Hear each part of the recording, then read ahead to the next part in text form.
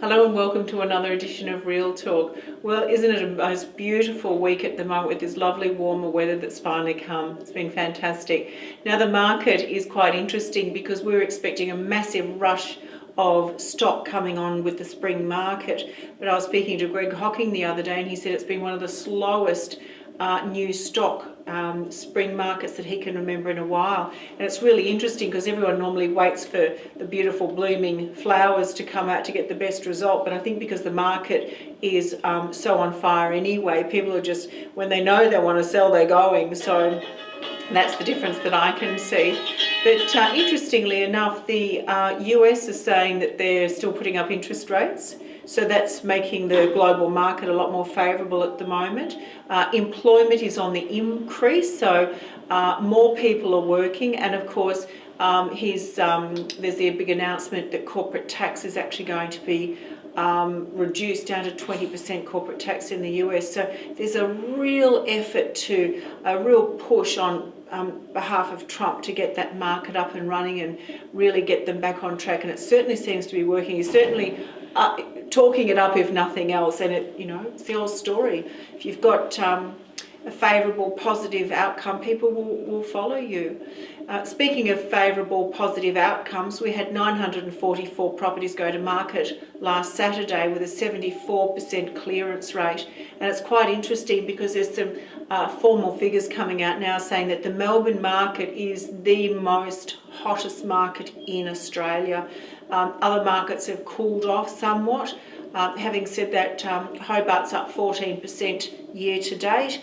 And Brisbane's up a little, but that's more that it's actually slowly firing up. It's been quite a pregnant pause up in Brisbane for a while now. And I know the Victorian government came out with a colossal amount of advertising last year to really push Queensland property. So I also had a conversation with Nick Stratus at lunch today that got me thinking about decision making. And the thing I love the most about the mentor program is actually working through decisions with people. And I guess life is an algorithm. You can take a left path or a right path.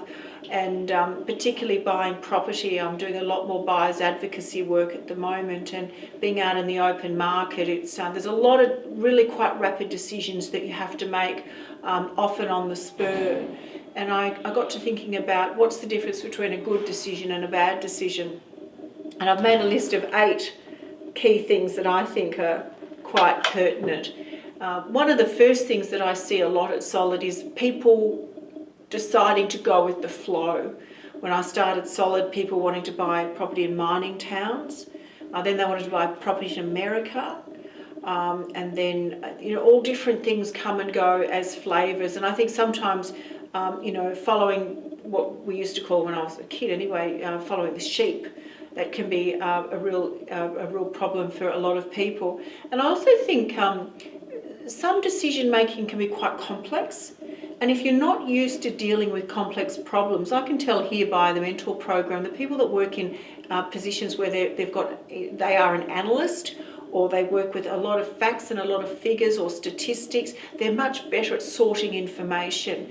And I think sometimes, particularly when you're doing financial planning, or you're going for a new loan, or you want to take equity release and buy an investment property, and who earns the most money or the least amount of money, or the best tax benefits to go with. Sometimes decisions just become too complex for people, and if you're not used to navigating that, it can be tricky. The next one is some people just aren't good with maths. And I've lived my whole life by what I call rounding off. If I've got a quick calculation to do, I'll take a pretty good rounding off guess, and then I'll do a cross-check with the old calculator. Some people just aren't confident with straightforward maths.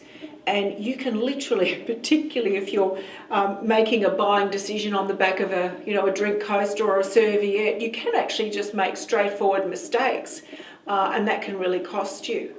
And I did some research on the age at which you tend to make the best decisions, and I was absolutely staggered.